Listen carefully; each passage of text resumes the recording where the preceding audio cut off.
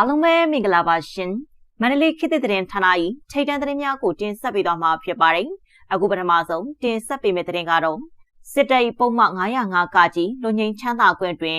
နိုင်ငံရေးအကျဉ်းသား2000ကျော်ဖမ်းဆီးခံထားရဆဲဖြစ်တဲ့ဆိုတဲ့သတင်းကိုတင်ဆက်ပေးသွားမှာဖြစ်ပါတယ်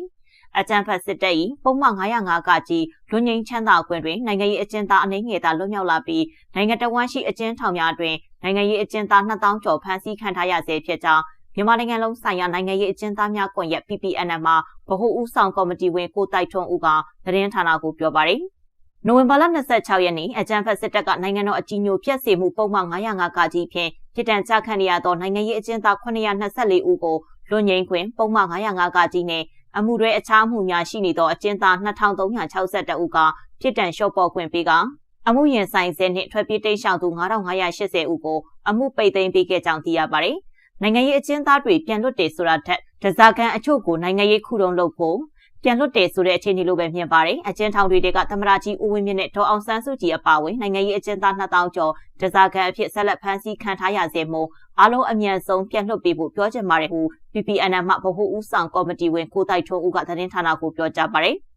မန္တလေးဥပ္ပိုလ်အကျဉ်းထောင်တွင်ပုံမှန်905ကကြီးပုံမှန်ကပ်၍ဖမ်းဆီးခံထားရသူ1000ကျော်ရှိနေတော့လေလူငင်းတွင်ပြန်လွတ်လာသူနိုင်ငံရေးအကျဉ်းသားအမျိုးသား165ဦးနဲ့အမျိုးသမီး68ဦးစုစုပေါင်း232ဦးသာလွတ်မြောက်လာခဲ့ကြောင်းမြန်မာနိုင်ငံလုံးဆိုင်ရာနိုင်ငံရေးအကျဉ်းသားများကွန်ရက် PPNM မှာဗဟိုဦးဆောင်ကော်မတီဝင်ကိုတိုက်ထွန်းဦးကသတင်းဌာနကိုပြောကြားပါတယ်နိုဝင်ဘာလ29ရက်နေ့တွင်အကြံဖတ်စစ်တပ်ကလူငင်းချမ်းသာခွင့်ဟုဆိုကာလွှတ်ပေးကြရတွင်အိုဘိုတောင်မှနိုင်ငံရေးအကျဉ်းသား1000ကျော်ရှိတော့လေ232ဦးကိုသာလွှတ်ပေးခဲ့ခြင်းဖြစ်ကြောင်းလက်ရှိအိုးဘိုတောင်တွင်နိုင်ငံရေးအကျဉ်းသား800ကျော်ကျန်ရှိနေဆဲဖြစ်ကြောင်းသိရပါတယ်။အလားတူအင်းစိန်ထောင်မှပုံမှန်905ကကြီးဖြင့်နိုင်ငံရေးအကျဉ်းသားတချို့ပြန်လည်လွတ်မြောက်ခဲ့ပြီး NLD ပြန်ကြားရေးတာဝန်ခံဦးကြည်တို့တက်ကြွလှုပ်ရှားသူလူငယ်ကိုဖိုးသားအပါအဝင်နိုင်ငံရေးအကျဉ်းသားတချို့ရမန်နေ့ပြန်လည်လွတ်မြောက်လာခဲ့ပြီးစုစုပေါင်းလွတ်မြောက်သူအကျဉ်းသားပေါင်းအင်းစိန်ထောင်မှ192ဦးထိရှိကြောင်းသိရပါတယ်။မြန်မာနိုင်ငံလုံးရှိအကျဉ်းထောင်အသီးသီးတွင်နိုင်ငံရေးအကျဉ်းသား2000ကျော်မှအကြမ်းဖက်စစ်တပ်မတရားဖမ်းဆီးထောင်ချခြင်းခံထားရဆဲဖြစ်ပြီးနိုင်ငံတော်၏အတိုင်ပင်ခံပုဂ္ဂိုလ်ဒေါ်အောင်ဆန်းစုကြည်အပါအဝင်